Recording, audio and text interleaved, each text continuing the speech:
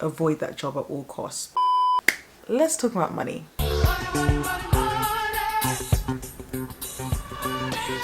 Hi guys, welcome back to my channel. If you're new here, my name is Antonia. I'm a 4th year medical student who makes videos about medical school and uni life and throws in a bit of commentary as well. So if that sounds good to you guys, feel free to subscribe and keep watching this video. I'm still bouncing between what I think should be the title of this video, but basically this video is going to be all about how to make money in university, and it's going to be med student friendly or heavy contact hour friendly, because as I mentioned, I'm a medical student and sometimes making money in medical school can be quite hard because we are in placement a lot of the time, or we have lots of lectures, seminars, high contact hours, and I know that medicine isn't the only degree where you'll have a lot of contact hours. I want to give you guys some tips that I've learned throughout my time at medical school and that really helped me to just make a little bit of money on the side that I can use to survive, live. Before I get into how I made money in university and how you guys can make money in university too, I'll go through the way that funding works in the UK. Basically, if you're an undergraduate studying your first undergraduate degree,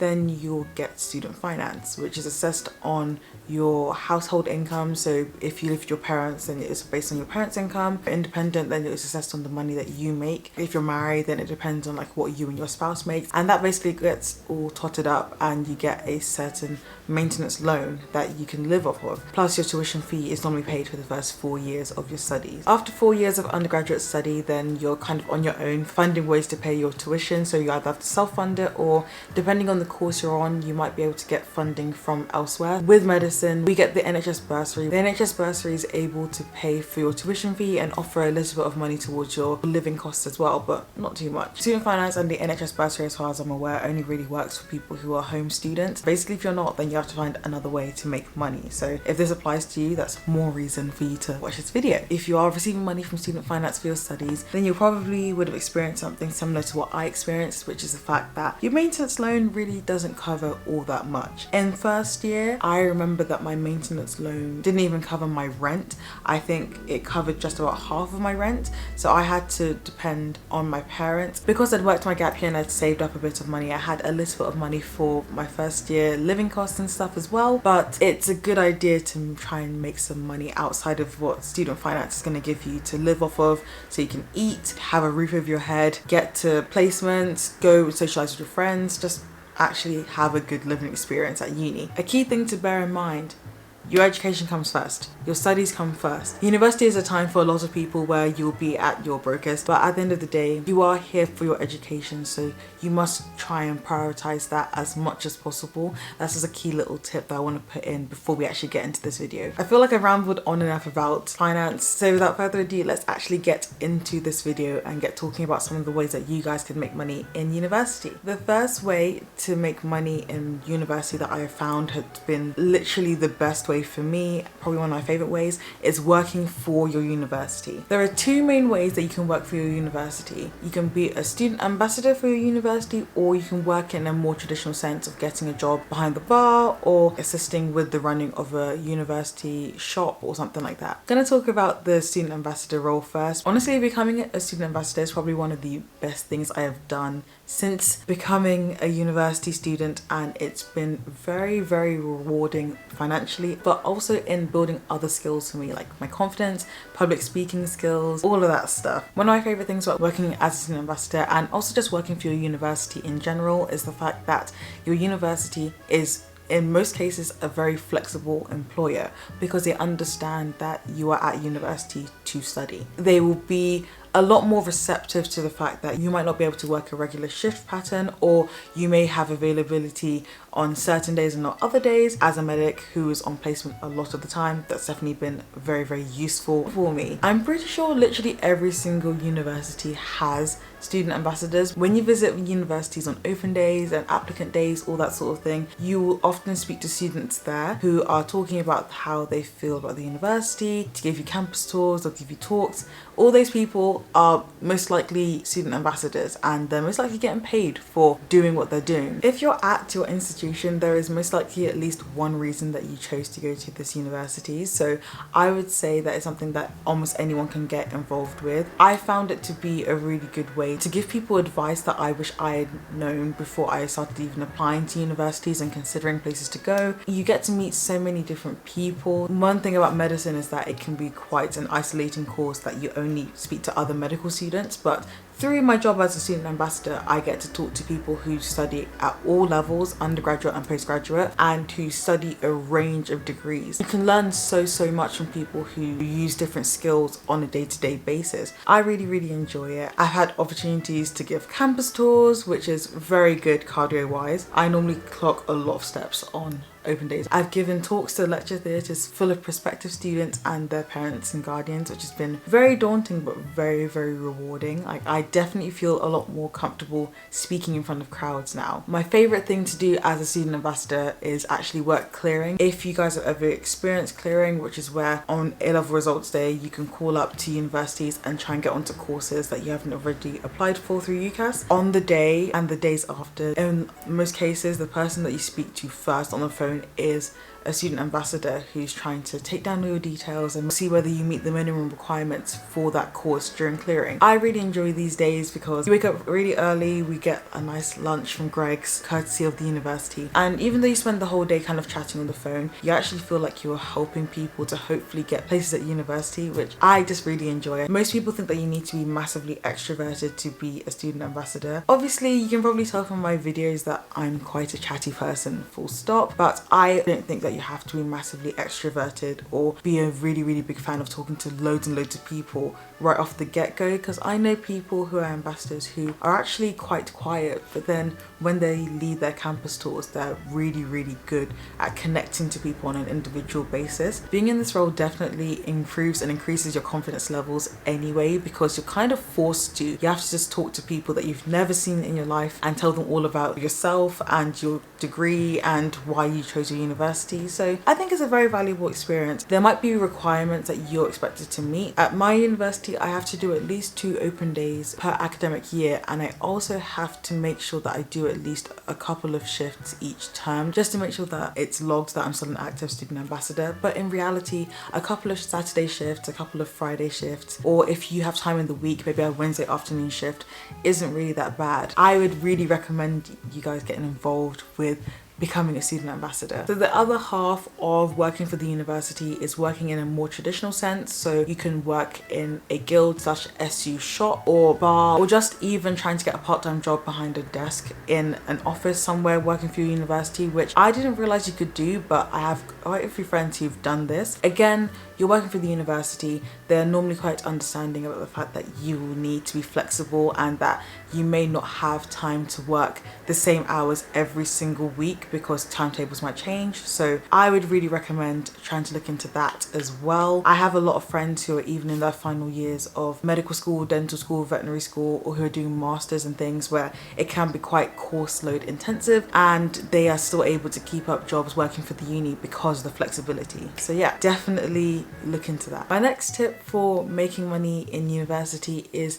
agency work, which I didn't find out about until my freshers week. Although I've never actually done it, my housemates and good friends at university actually do this quite regularly and sing its praises a lot, so I thought I'd mention it in this video. I'd say this is particularly useful if you go to university in a city or a town that's very heavily involved in sports. I study in Liverpool, and Liverpool's very big on football. We've got 2 really good football teams in Liverpool, plus races. Horse racing is very popular in Liverpool. We have quite a number of high profile races that happen in Liverpool. For these kinds of events, the staff that are hired to actually work tend to be temporary agency staff, and this is where agencies come in. Basically, you sign up for an agency, you give them your contact details and your name, and they will contact you when they have events where they need people to work. The sorts of jobs I've seen done through agencies in this sense are stewards, waitresses or waiters, and bartending. Those are the common ones I tend to see, and it'll just be a day's worth of work. You'll go in whatever uniform they ask you to go in. Normally my friends go in all black or white shirt, black trousers, and you'll just do the job that they want you to do. My friend actually got to waitress in one of the boxes at a Liverpool game, actually at Anfield, and she said that she made a lot of money from working anyway because they're able to pay you quite a good hourly rate, but then she got loads of tips from the people who are actually in the box as well, which is really, really good. Shifts are given out on a first come first serve basis normally, and it's normally just 1 day's worth of work that you're signing up for. So again, the flexibility of doing that sort of work is really, really good. The only downside with working for an agency, there may not always be job availability at every single time, or it may be the days that you're busy that those jobs come up, but still, because of the flexibility, it's something that's so worth doing, and you can potentially make a lot of money for just doing a couple of days work. Even if you do that a couple of weekends or a couple of afternoons/evenings a month, you can make a good amount of money. The next way to make money in uni is actually part-time jobs. I said that this was medic friendly. This is something that I personally do as well, but there are a number of ways to actually do this. If you're on a course that maybe doesn't have as many contact hours or has a fixed timetable every single week where you don't have any change whatsoever, you may be able to just get a part-time job in your town centre or city centre, maybe on days where you have half days or just full days completely off uni. Or if you have a bit more of an intense course and you want to work on weekends, then you can always try and get a part-time job for just Saturdays and or Sundays. When applying for part-time jobs like this, I would really recommend you guys going in and kind of scoping out the job itself, what you think it may entail, like online or in person. If you can see any student employees at that job, definitely ask them what they think of the job, how many hours they have to work, and how flexible their employer actually is. If you go for a job where you've been promised a bit of flexibility with hours and then you talk to employees where that isn't really the case, you probably want to avoid that job at all costs. It is possible to keep up a part-time job in uni. I know a lot of people who do it, but personally the way that I do part-time jobs in university is by doing them through summer. I've been working since I was 17 because I like to keep myself busy with the job and I love the money as well. But if you know that you get a certain amount of time off uni, then it might be a good idea just to get a summer job instead. It doesn't have to be a 40-hour-a-week job because you should take your summer to rest as well when you're not at uni, but it does help to have a part-time job there at least. The key to getting part-time jobs, from what I've seen and from what I've experienced, is applying early. Don't apply when everybody has just finished uni and everyone's starting to head back home for summer. Start looking for jobs if you can as early as like March or April time, because that's when the vacancies are often advertised and that's when the spaces are often filled. I made the mistake in my first year of applying as I gotten back home in June, and by that time the majority of people had already applied for jobs, gotten the jobs and started working. So I'd apply early and try and give yourself a realistic schedule. I think I worked about 20 hours a week. I worked around 20 hours a week, but I worked long shifts so that I could get them done in like a couple of days as opposed to doing work every single day. That gave me a chance to actually rest, see my friends, be with my family and just sleep. But that was a really good way for me personally to make money, and I would really recommend doing that if a part-time job in uni time just isn't as feasible for you. And even if it is, if you plan it right and if you have the right employers who are willing to work with you for your shifts and try and make it as doable as possible for you, then you will have a good time and make good money as well. The next one on my list is tutoring. If you're in university, you have skills that people want to learn so that they can also get to university or pass their exams and go into a good career. I'd recommend tutoring. For example, if you've got your A-levels or you've got your BTECs or your IB qualification, that shows that you've attained a certain understanding of that content. So you can either apply to tutor just off your own back, or you can try and tutor for an agency or for a company and get your students through there as well. I'd recommend it because you get paid very well for all the jobs I've mentioned in this video. Tutoring per hour will probably earn you the most amount of money. It does take time to actually get your resources together and make sure that you've got good content to teach your students, but definitely if you're tutoring off your own back, even if you have an understanding employer or boss, you'll be able to make your hours quite flexible, so you can schedule all your lessons to be on weekends or you can schedule them to be on days where you know that you don't have as much uni work to do or something like that. You can really plan it around your contact hours as well. That is a very good way of making money. One of my really good friends at university has tutored all the way from first year to this year, so fourth year, and he really enjoys it.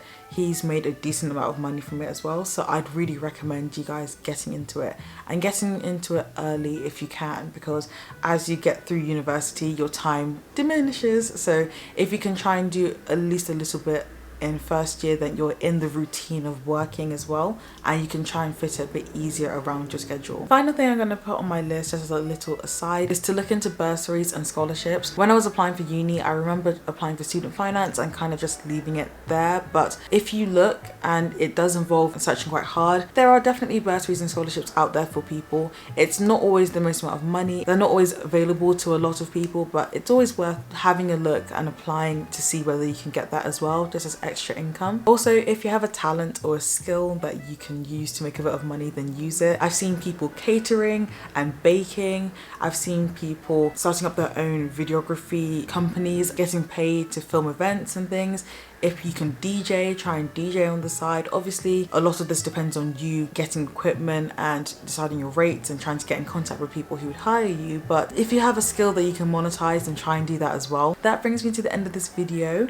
Just before I finish off though, I just want to reiterate the point that where you can, your studies really come first. You're at university to get a degree at the end of the day, and financial situations can be quite difficult. I understand that completely. I remember how I felt when I got my maintenance loan entitlement letter before I started university, and just thinking to myself, how does anybody think I'm going to be able to fund even living costs with this amount of money? It can be quite easy to kind of go the other way and to just prioritize making money over even studying and things. Try and find a balance. A little bit difficult at times, but try and find a balance between making money and also studying for your degree and just living your life as well. It can't always be about the money, but these are just some tips. So if you're really in a pinch or you just want a bit of extra income, you can try and use one of these ways to make yourself a bit of extra cash. Thank you for watching this video. I hope it's been helpful and useful to you guys. If you have any other questions, feel free to drop them down in the comments below. Don't forget to like and subscribe, and I'll see you guys in the next one. Bye.